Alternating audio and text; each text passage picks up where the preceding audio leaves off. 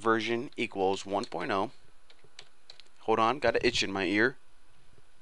By the way, guys, I found out something cool.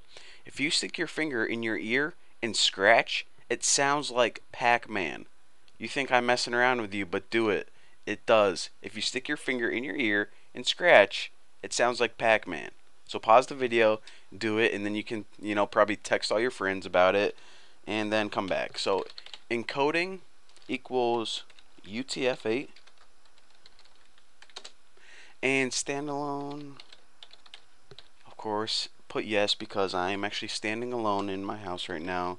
So lonely. And alright, I think we're good to go. I think that's all we need. Let me make sure version 1.0, don't want any typos. Coding UTF-8, standalone yes, and we're good to go. Alright. So now let's go ahead and build this XML file. Now, what did I tell you guys? I told you guys that we're going to be making a program that prints out a list of people or employees, whatever you want to call them. So the first thing that we need is the root element, because every XML file needs a root element. Now, just go ahead and name it response, because that's kind of what it is, the response. And this is more for understanding whenever we write our JavaScript program. Like I said, it doesn't need to be the word response, because XML, there are no preset tags, that you make them all up yourself. But I'm going to name mine response because it's going to make sense to me later. Now, what is this going to be a file of? Well, it's going to have a bunch of different information of different people. So, of course, that's another appropriate tag. So all of the different people, or each person, is going to have their own separate set of information. Alright, so whenever we are looking for a response in our AJAX program, we're going to talk to the server, and it's going to give us a list of people.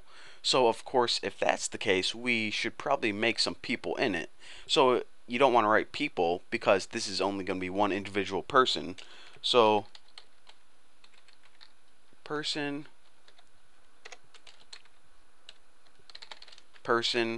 Now, what information are we going to file for a person or an employee? Well, we'll just keep things simple right now, and you can either do like their first name and last name, but let's go ahead and do their name and their social security number. It's just two simple things, and I'll just make fake social security number. And wow, I just got a new puppy, little Ann, and she is literally standing, or she's actually like sleeping about 3 feet away from me, and she just ripped the nastiest fart. Wow, little Ann, I can barely breathe right now. I might have to pause the video, spray some freaking cologne. That is terrible.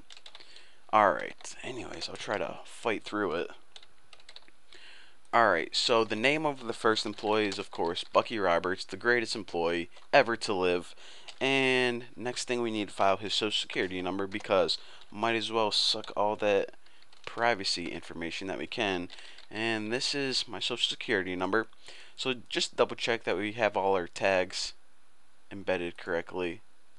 Alright, there we go. Now to add another person, it's actually quite easy. Go ahead and select all of the person information and make sure that you're still within the people tags. Now the person, the second employee, let's see, competition. We'll call him Mike Literus. And his social security number can be something like that. Alright, so now let me just go ahead and double check his structure, make sure everything's nested correctly. Alright, so now what we have is an HTML file, pretty much the core of everything, and also an XML file that has the information of two employees. One, Bucky Roberts, and two, Mike Literus.